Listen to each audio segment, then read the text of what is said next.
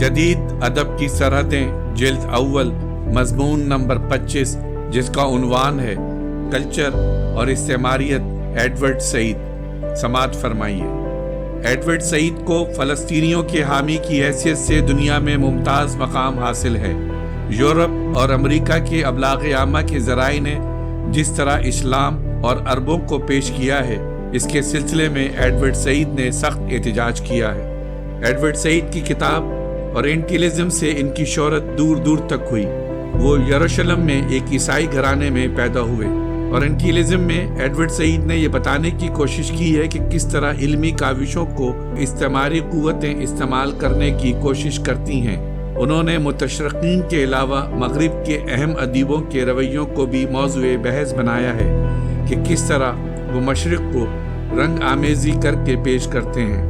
ساختیات پر بحث مباحثوں کے دوران انہوں نے ساختیات پر ایک مضمون لکھا تھا جو ان کی کتاب میں شامل ہے۔ ایڈورڈ سعید یاسر عرفات کے زبردست حامیوں میں سمجھے جاتے ہیں اور اسی لیے یہودیوں کی نفرت کا نشانہ بھی ہیں۔ وہ یروشلم سے مصر آ گئے تھے، پھر برطانیہ اور امریکہ میں ان کی تعلیم ہوئی۔ انہوں نے پرنسٹن یونیورسٹی سے تقابلی ادبیات کی تعلیم حاصل کی اور جوزف کانریڈ پر اپنا تحقیقی مقالہ پیش کیا تھا۔ اورینٹیلزم کے بعد اب کلچر اور شہنشاہیت پر ان کی کتاب شائع ہوئی ہے۔ ایڈورڈ سعید نے دیباچے میں کہا ہے کہ مغربی سامراج جہاں بھی گیا ہے اس کی مخالفت ضرور کی گئی ہے۔ اس مزاحمت کے باعث تیسری دنیا میں آزادی کی تحریکیں چلی ہیں۔ چھوٹے چھوٹے ملکوں میں بھی سامراج کی ریشہ دوانیاں جاری تھیں اور کلچر کی اس جنگ میں سیاسی اور نظریاتی قوتوں نے بھی پنجہ آزمائی شروع کر دی تھی۔ تیسری دنیا کے ان ملکوں میں کلچر کی یہ جنگ اس لیے شروع ہوئی کہ مختلف کلچر سے تعلق رکھنے والے بچپن ہی سے اپنے کلچر کے بارے میں کتابیں پڑھ کر اور ذرائع ابلاغ سے متاثر ہو کر اپنے کلچر کی عظمت میں یقین کرنے لگتے تھے اور اپنے کلچر میں یقین کامل انہیں دوسرے کلچر کے ماننے والوں سے لڑنے پر آمادہ بھی کر دیتا تھا۔ چنانچہ یہ ایک حقیقت ہے کہ ہر کلچر کا ماننے والا اپنا کلاسیکی ادب پڑھ کر اپنے کلچر کا مداح بن جاتا ہے، لیکن مشکل یہ ہوتی ہے کہ لوگ کلچر کو ایک اعلیٰ مقام دے کر اسے زندگی سے نکال کر رکھ دیتے ہیں۔ اس کا اظہار اس بات سے ہوتا ہے کہ نو آبادیات کی توسیع، چھوٹی نسلوں کے مسائل اور ان کے علاوہ سیاسی نوعیت کے مسائل بھی ڈکنس، تھیکرے، کارلائل اور رسکن کے ناولوں میں بھی کلچر کے مسائل زیر بحث نہیں لاتے۔ ایڈورڈ سعید کا خیال ہے کہ ناولوں کو علم و فن کی حیثیت سے بھی ناقابل احترام حیثیت حاصل ہے، کیونکہ اس سے ہزاروں لاکھوں انسان علم اور مسرت حاصل کرتے ہیں، لیکن ناول بھی استعمار کے کھلے دوست ہوتے ہیں یا کھلے دشمن۔ ہندوستان اور الجیریا پر ایک طویل عرصے تک فرانس اور برطانیہ کی حکومت قائم رہی، لیکن استعمار پسندوں کے فنکاروں نے محکوم ملکوں کے باشندوں کی حمایت میں آواز بلند نہیں کی۔ اس طرح 19ویں صدی میں افریقہ میں بھی وہاں کی استعماریت پسند قوتوں نے ریاستوں پر قبضہ کیا، لیکن فنی یا ادبی حلقوں سے اس کے خلاف آواز بلند نہیں ہوئی۔ سر جنگ کے خاتمے کے بعد سے نیو ورلڈ آرڈر کے بارے میں ہر قسم کی باتیں کہی جا رہی ہیں، یہاں تک کہ امریکی حکومت اپنے آپ کو مبارکباد کا مستحق سمجھتی ہے اور اپنی ان عظیم ذمہ داریوں کا اعلان بھی کرتی ہے جو روس کی شکست سے اس پر آن پڑی ہیں۔ امریکی حکومت کا رویہ یہ ہے کہ ہم نمبر 1 ہیں، ہم سے بڑی اب کوئی سپر پاور نہیں ہے، اس لیے ہم ہی کو دنیا کی رہنمائی کرنی ہے، ہم ہی دنیا کی آزادی اور تنظیم نو کے ذمہ دار ہیں۔ احساس کا یہ اسٹرکچر تو تقریباً ہر امریکی کی دل کی آواز بن گیا ہے۔ جوزف کنریڈ نے 2 کردار گولڈ اور ہالوریڈ پیش کیے ہیں۔ ان سے ظاہر ہوتا ہے کہ اقدار بہت جلد انسان کو التباس میں مبتلا کر دیتی ہیں۔ یہ صورتحال اسپین اور پرتگال کی استعماریت کے زمانے ہی میں رونما نہیں ہوئی، بلکہ جدید زمانے میں برطانیہ، فرانس، بیلجیم، جاپان اور روس کی استعماریتوں کے زمانے میں بھی رونما ہوئی تھی۔ روس نے اپنی استعماریت کے زمانے میں جن ملکوں پر قبضہ کیا وہ سب کے سب پڑوسی ملک تھے۔ فرانس اور برطانیہ نے تو دور دراز ملکوں پر قبضہ کر لیا تھا، یعنی اپنے بر اعظم سے دور جو ملک تھے وہاں تک پہنچ گئے تھے۔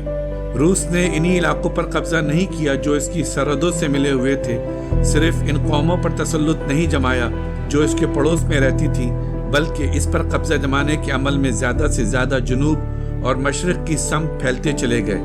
امریکہ اور روس دونوں نے سپر پاور کی حیثیت سے دنیا پر اپنا رعب قائم کیا۔ مغربی استعماریت کی اس توسیع پسندی سے ظاہر ہوتا ہے کہ یہ ضرور ہوگا کہ منفعت کی امید پس نظری میں رہی ہوگی، اور مفادات کا عنصر توسیع پسندی میں بڑی اہمیت رکھتا ہے۔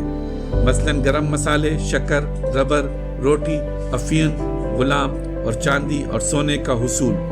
نو آبادیات کے قائم کرنے میں یہ اصول بھی پیش نظر رہتا ہے کہ ہم زیادہ ترقی یافتہ ہیں، اس لیے یہ ہماری ذمہ داری ہے کہ ہم مقامی اقوام کو زیر کر لیں، اور یہ کہ بعد کم ترقی یافتہ اور ماتحت قوموں کی بہتری کے لیے بھی ضروری ہے۔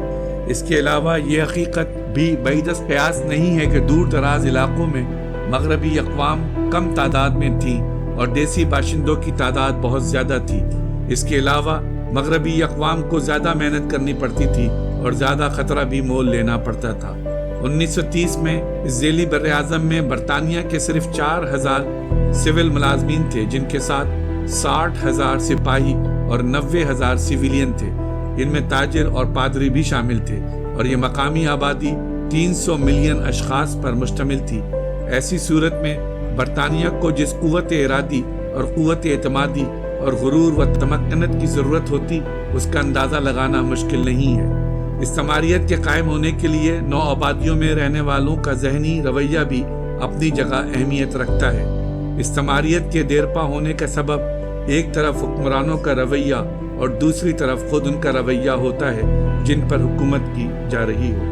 وکٹورین عہد کے تاجروں کے نمائندوں کی جو تصویریں ڈکنس نے اپنے ناولوں میں کھینچی ہیں، اس کے قومی اور بین الاقوامی سیاق و سباق کو ہٹا کر صرف ناول کے کرداروں کے باہمی رویے پر توجہ کو مرکوز کرنا اور ان کی باہمی ہم آہنگی پر زور دینے کا مطلب یہ ہے کہ ہم ڈکنس کے سیاق و سباق اور اس کی فکشن کی تاریخی سچویشن سے نظریں چرا لیں۔ اس قومی اور بین الاقوامی تعلق کو سمجھ دینے سے ناول کا مقام کم نہیں ہوتا جو اسے آرٹ کی حیثیت سے حاصل ہے۔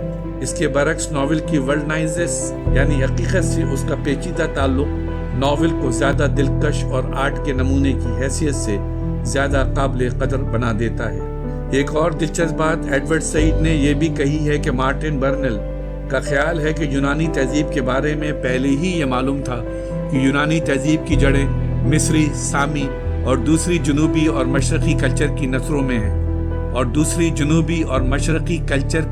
میں ہیں، لیکن 19ویں صدی میں یہ کہا جانے لگا کہ یونانی تہذیب کی بنیاد آرائی ہے۔ اس طرح یونان کی سامی اور افریقی بنیادوں کو بھلا دیا گیا۔ یونانی مصنفوں نے خود اپنے کلچر کے مختلف نسل ہونے کا ذکر کیا ہے، لیکن یورپ کے علم الانسان کے ماہروں نے ایسے تمام مقامات سے چشم پوشی کی ہے تاکہ یونانی نسل کے خالص ہونے کا اظہار کیا جا سکے۔ اس کا مطلب یہ نہیں ہے کہ یورپ صرف یونان ہی کا امیج اونچا کرنا چاہتا تھا، بلکہ یورپ کی حکمران اقوام کا امیج بھی اونچا کر کے دکھایا جا رہا تھا۔ یہ کام 19ویں صدی میں ہو رہا تھا اور رسوم و رواج، روایتوں اور تہواروں کے موقع پر بھی کیا جا رہا تھا۔ سمندر پار کے ملکوں کے علاوہ خود اپنے ملک میں بھی یورپ کا اعلیٰ طبقہ یہ سب کچھ اس لیے کر رہا تھا کہ وہ ماضی میں بھی اپنی عظمت دکھانا چاہتا تھا۔ اس کا اظہار بہت واضح انداز میں اس وقت ہوا جب 1876 میں ملکہ وکٹوریہ کے بارے میں ہندوستان کی ملکہ ہونے کا اعلان کیا گیا۔ برطانوی احکامات کے مطابق وکٹوریہ کے وائسرائے لارڈ لیٹن کا استقبال ہندوستان میں روایتی دربار منعقد کر کے کیا گیا۔ سب سے زیادہ شاندار استقبال دہلی کے اسمبلی ہال میں ہوا، چونکہ وکٹوریہ کی حکومت یہ نہیں بتانا چاہتی تھی کہ وہ صرف ایک فرمان کے ذریعے قائم ہے، بلکہ یہ کہ اسی ایک رسم کا حصہ ہے جو زمانہ قدیم سے چلی آ رہی ہے۔ فرانسیسی نو آباد کاری کا وکیل جولر ہارمنڈ یہ بتانا چاہتا ہے کہ ہمارا تعلق اعلیٰ تر نسل اور اعلیٰ تر تہذیب سے ہے، جہاں نسلی اور تہذیبی برتری کے باعث ہمیں کچھ حقوق حاصل ہیں، وہیں ہم پر اہم ذمہ داریاں بھی آ گئی ہیں۔ دیسی قوموں کو فتح کرنے کا بنیادی جواز یہ ہے کہ ہم برتر لوگ ہیں، اور ہماری برتری صرف میکینکی، معاشی اور فوجی برتری نہیں ہے، بلکہ ہمیں اخلاقی برتری بھی حاصل ہے۔ مادی طاقت اصل چیز نہیں ہے، بلکہ یہ ایک بہتر مقصد کے حصول کا ذریعہ بن سکتی ہے۔ جمہوریت میں بھی ترقی سے وابستہ مسائل کو بھی ریاستیں ظلم و تشدد کے ذریعے دباتی ہیں، اور وہ لوگ جو جدوجہد میں یقین رکھتے ہیں وہ اپنے خیالات اور عمل کا اعلانیہ اظہار کرتے ہیں اور حالات کا بہادری سے مقابلہ کرتے ہیں۔ پاکستان کے سلسلے میں ایڈورڈ سعید نے فیض احمد فیض کا ذکر کیا ہے، کینیا میں گوگی اور ویٹنگو اور بعد میں عبد الرحمن المنیف کا ذکر کیا ہے، جو فنکار بھی ہیں اور مفکر بھی۔ عبد الرحمن المنیف کے دکھوں نے ان کی بغاوت کے شعلے کو کم نہیں کیا اور نہ ان کی سزاؤں میں کمی ہوئی۔ گوگی، منیف اور فیض احمد فیض نو آباد کاری کی مخالفت کرتے رہے اور ان کے دوسرے ہم وطن ان پر توجہ کرنے سے گریز کرتے رہے۔ اپنی کتاب اورینٹیلزم میں جو دلائل ایڈورڈ سعید نے دیے تھے وہ صرف مشرق وسطی تک محدود تھے، لیکن اس کے بعد ایڈورڈ سعید نے نو آبادیات کے سلسلے میں یورپ کا جو رویہ تھا اس پر توجہ کی۔ دراصل ایڈورڈ سعید آئرلینڈ اور کیریبین کے جزیروں کے علاوہ مشرق بعید پر حکومت کرنے کا جو انداز یورپ کی حکومتوں نے اختیار کیے تھے اور ہندوستان اور دوسری نو آبادیوں کے بارے میں یورپ کے مفکروں اور دانشوروں نے جو کچھ لکھا تھا اس کی مدد سے وہ مشرق کی پراسرار روح کو سمجھنے کی کوشش کر رہے تھے۔ اس کے علاوہ وہ چاہتے تھے کہ افریقہ اور چین کے گھسے پٹے اور روایتی ذہن کو بھی سمجھا جا سکے۔ اسی کے ساتھ ساتھ باغیوں اور مجرموں کو کوڑے مارنے کی سزا کا عمل بھی سمجھا جا سکے۔ ایڈورڈ سعید کہتے ہیں کہ جب میں کلچر کہتا ہوں تو میرا مطلب وہ سارا دائرہ کار ہے جو بنیادی طور پر جمالیاتی ہوتا ہے، اور یہ عمل بنیادی طور پر معاشی، سماجی اور سیاسی نہیں ہوتا۔ اس کا مقصد مسرت کا حصول ہوتا ہے۔ وہ کہتے ہیں کہ میں ناولوں کو بھی کلچر کا حصہ سمجھتا ہوں۔ ناولوں کا بڑا ہاتھ استعماری رویوں اور تجزیوں کی تشکیل میں ہوتا ہے۔ میں خاص طور پر 19ویں صدی کا ذکر کر رہا ہوں۔ یہ ناول خاص طور سے فرانس اور برطانیہ کے تشکیل پذیر معاشروں کے مطالعے کے لیے بہت دلچسپ اور ضروری ہیں۔ مثلا رابنسن کروسو میں یورپین قوم اپنے لیے ایک آزاد فضا تعمیر کرتی ہے۔ دنیا کی عجیب و غریب علاقوں کے بارے میں ناول نگار حضرات اور دوسرے دریافت کرنے والے کچھ دریافت کرتے ہیں۔ بہرحال کہانی اس کا مرکزی حصہ ہوتی ہے۔ کلچر سے میری مراد ایسی چیزیں ہوتی ہیں جو معاشی، سماجی اور سیاسی معاملات سے آزاد ہوتی ہیں اور جن کا مقصد صرف تفریح ہوتا ہے۔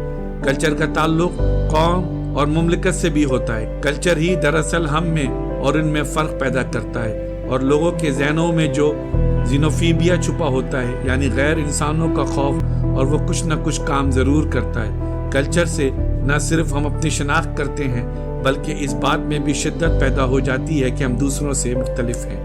ایڈورڈ سعید کا خیال ہے کہ میں عرب ہوں لیکن میری تعلیم مغرب میں ہوئی۔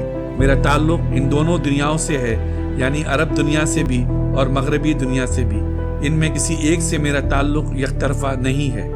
میری زندگی ہی میں عرب کے وہ خطے جن سے میرا تعلق تھا جنگ اور سماجی تبدیلیوں کی زد میں آ کر بالکل بدل گئے یا ان کا وجود ہی ختم ہو گیا۔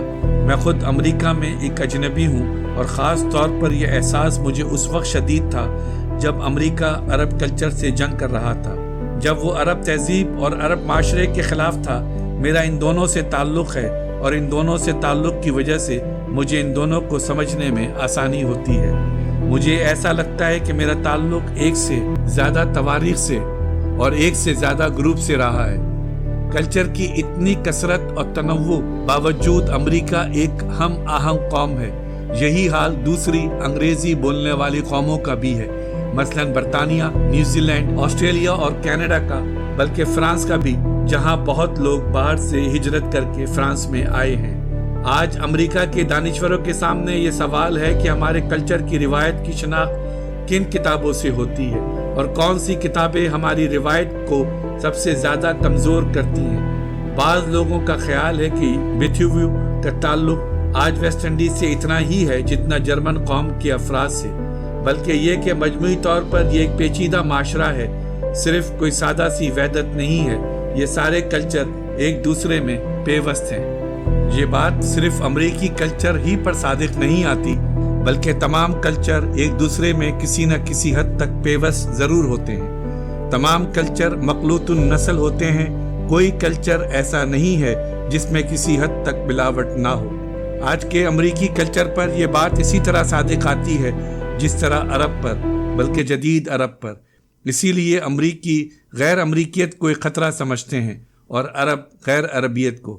دوسرے کلچر کے مقابلے میں ہر کلچر اپنی انفرادیت کی روایت پر یقین رکھتا ہے اور اپنے کلچر کی عظمت میں یقین کامل۔ فرانسیسی اور برطانوی حکمرانوں نے نو آبادیات میں اپنے کلچر کی حکمرانی کا جو سلسلہ شروع کیا تھا وہ آج بھی امریکہ اور دوسری قوتوں کے سہارے قائم ہے۔ جدید یورپ کی تاریخ اس کلچر کی حکمرانی کی گواہ ہے۔ اس کا اظہار شاعری سے لے کر ناولوں تک ہر جگہ ہو رہا ہے، اور کلچر کی حکمرانی کا یہی مظاہرہ ماس میڈیا پر بھی برابر ہو رہا ہے۔ ایڈورڈ سعید نے اس بحث میں ورڈی سے گرامچی تک اور نیٹشے سے نیرودا تک، والٹر اسکاٹ سے سولنکی تک سب کو دکھایا ہے، لیکن کلچر کے سلسلے میں وہ میتھیو آرنلڈ کے قول کو دہراتا ہے کہ کلچر معاشرے کی بہترین چیزوں کا مجموعہ ہوتا ہے، یعنی وہ بہترین باتیں جن کے بارے میں ہم نے سوچا ہے اور جو ہمیں معلوم ہوئی ہیں۔ کلچر حیوانیت کو ضرور کم کر دیتا ہے لیکن ختم نہیں کر سکتا۔ جدید تاجرانہ ذہن اور شہری زندگی کی حیوانیت کو انسانیت کی طرف لے آتا ہے۔ وہ کہتا ہے کہ ہم دانتے اور شیکسپیئر کو اس لیے پڑھتے ہیں کہ ہم ان کے بہترین خیالات سے آگاہ ہو سکیں اور ہم اپنی قوم اور معاشرے کو اور اپنی روایت کو بہترین روشنی میں دیکھ سکیں۔ کلچر ہمیں غیروں کی شناخت کا احساس دلاتا ہے، لیکن یہی کلچر خود ہماری شناخت کا ذریعہ بھی بن جاتا ہے۔ ایڈورڈ سعید نے نوسٹرومو پر تفصیل سے بحث کی ہے۔ وہ کہتا ہے کہ اس ناول میں جوزف کنریڈ نے یہ بتایا ہے کہ زندگی کے اہم فیصلوں کا ماخذ مغرب میں ہے اور اس کے نمائندے آزاد ہیں کہ وہ تیسری دنیا کے مردہ ذہن پر جو اثر چاہیں پیدا کریں۔ گویا کنریڈ یہ کہنا چاہتا ہے کہ دنیا کی یہ دور دراز علاقے نہ زندگی رکھتے ہیں، نہ تاریخ، نہ کلچر اور نہ کوئی آزادی اور یگانگت۔ یورپ کے بغیر یہاں انحطاط اور زوال پذیر چیزوں کے علاوہ کوئی چیز قابل قدر نہیں ہے۔ مصنف اپنے معاشرے کی تاریخ میں رہتے ہیں، یہی تاریخ ان کی تشکیل کرتی ہے اور یہی مصنف اس تاریخ کی تشکیل کرتے ہیں، اور تاریخ ان کے سماجی تجربوں کو متعین کرتی ہے۔ کلچر اور اس کے مختلف مظاہر اور اس کی مختلف حیتیں تاریخی تجربہ ہی سے جنم لیتی ہیں۔ ناول نگار اور دوسرے بیانیہ نگار یہ بتاتے ہیں کہ دنیا کے عجیب علاقے کون سے ہیں اور جن علاقوں میں نو آبادیاں اپنی شناخت قائم کرتی ہیں اور اپنی تاریخ کا وجود مہیا کرتی ہیں وہ کیا ہیں۔ اس سماریت میں سارا جھگڑا زمین پر ہوتا ہے کہ یہ زمین کس کی ہے اور اس پہ رہنے کا حق کسے حاصل ہے۔ جوزف کنریڈ کہتا ہے کہ اس کی دنیا میں صرف بحر اقیانوس کے مغرب کا نقطہ نظر حاوی ہے، جس میں مغرب کی مخالفت سے صرف مغرب کی شر انگیز طاقت ہی کی تصدیق ہوتی ہے۔ بحر اقیانوس کا مغرب یہ نہیں سمجھ پاتا کہ ہندوستان، افریقہ اور شمالی امریکہ کی زندگی اور کلچر بھی اپنی شخصیت علیحدہ علیحدہ رکھتے ہیں، اور ان پر استعماریت پسندوں اور دنیا کے مصلحین کا قبضہ نہیں ہو سکتا۔ ان استعماریت پسند قوتوں کا خیال ہے کہ آزادی کی جو تحریکیں سامراج، شہنشاہیت اور استعماریت پسندی کے خلاف اٹھی ہیں وہ سب اخلاقی طور پر بگڑی ہوئی ہیں، اور وہ تمام طاقتیں سڑی گلی ہیں جو امریکہ اور برطانیہ کی کٹ پتلی نہیں ہیں۔ کنریڈ کے ناولوں میں ایک قسم کے پدرانہ غرور کا اظہار ہوتا ہے جس کو وہ گولڈ اور ہالریڈ کے کرداروں کے ذریعے دکھاتا ہے اور ان کا مذاق اڑاتا ہے۔ کنریڈ کا یہ احساس ہے کہ ہم مغرب کے لوگ ہی فیصلہ کریں گے کہ کون سا دیسی باشندہ اچھا ہے اور کون سا برا، کیونکہ ان کے بارے میں ہمارا تصور ہی ان کے وجود کے لیے کافی ہے۔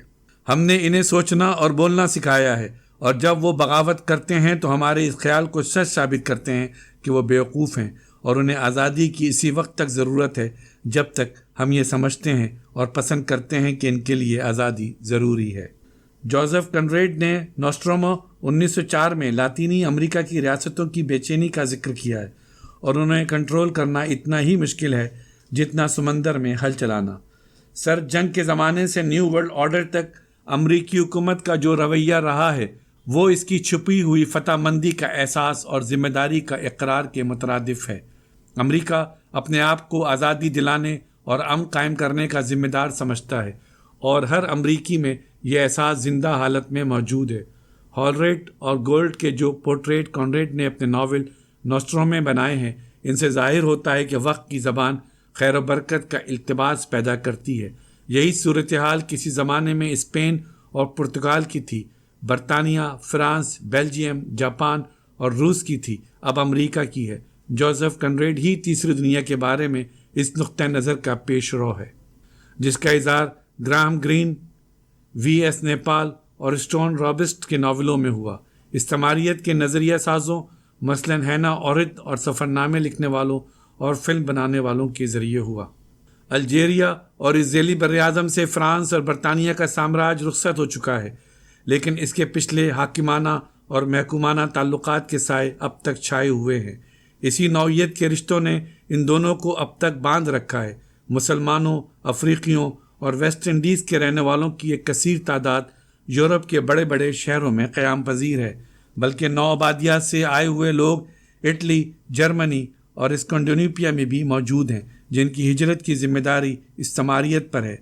امریکہ آخری سپر پاور کی حیثیت سے ابھر کر سامنے آیا، جس سے ظاہر ہوتا ہے کہ اب نئی قوتیں دنیا کا نیا اسٹرکچر تعمیر کریں گی، اور یہ بات 1960 ہی میں ظاہر ہونا شروع ہو گئی تھی۔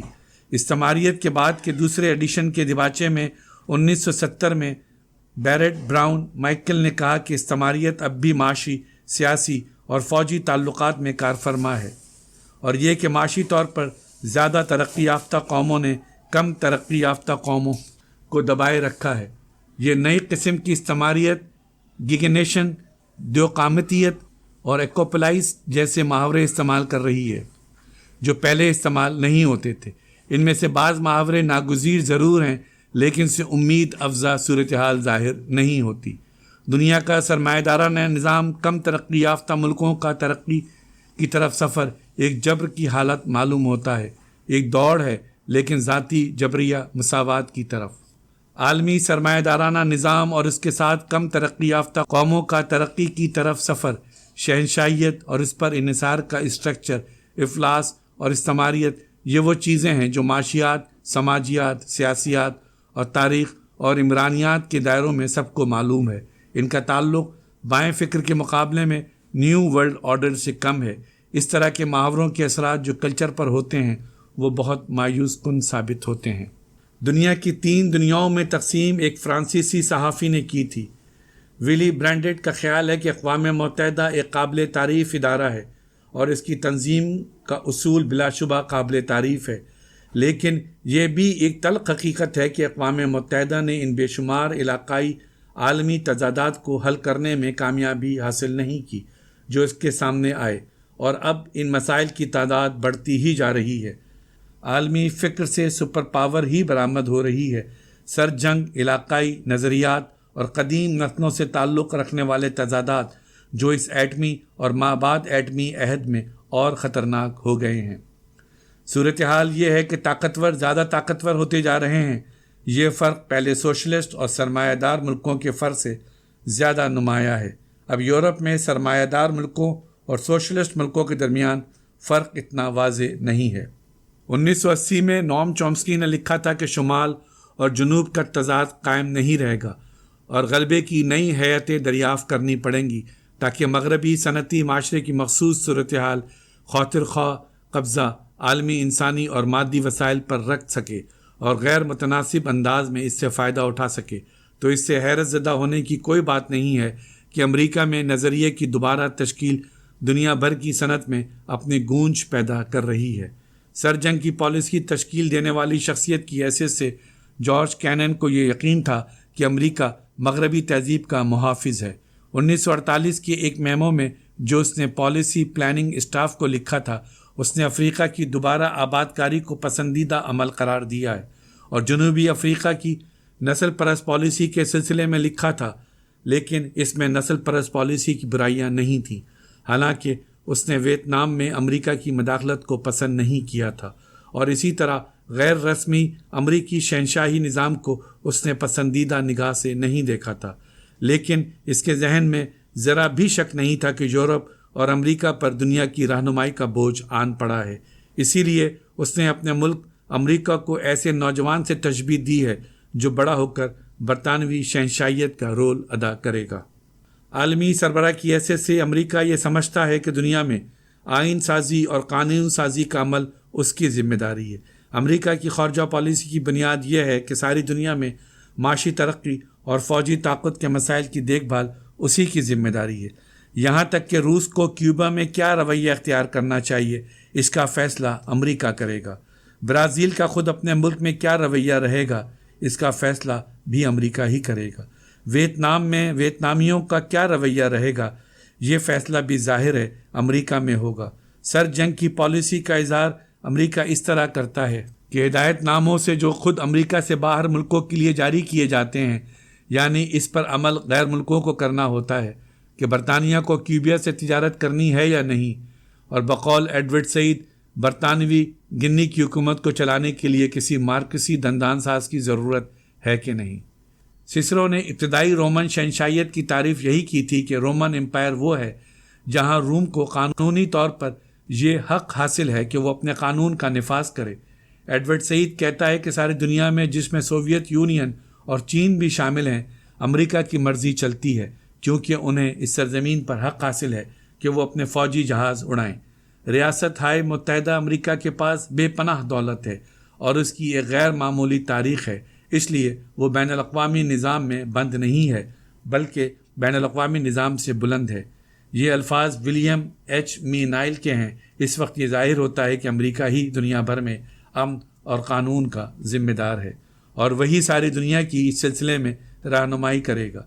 खलीजी जंग, गल्फ़ वार से पहले अमेरिका पनामा, ग्रेनेडा और लीबिया में भी इसी तरह के रवैये का इजहार कर चुका था। कैरिनियन के अल्फाज ये हैं कि अमेरिका वही चाहता था जो इंसानी नस्ल चाहती थी। हमारी वीडियोस को लाइक और शेयर ज़रूर करें, और अगर आप इस चैनल के सब्सक्राइबर हैं तो हमारी तरफ से शुक्रिया कबूल फरमाएं, और अगर आपने अब तक सब्सक्राइब नहीं किया तो इस चैनल को फ़ौरन सब्सक्राइब कर लें और बेल आइकन से नोटिफिकेशन फॉर ऑल पर क्लिक करें ताकि आइंदा आने वाली हर नई वीडियो आपको मिल सके। शुक्रिया।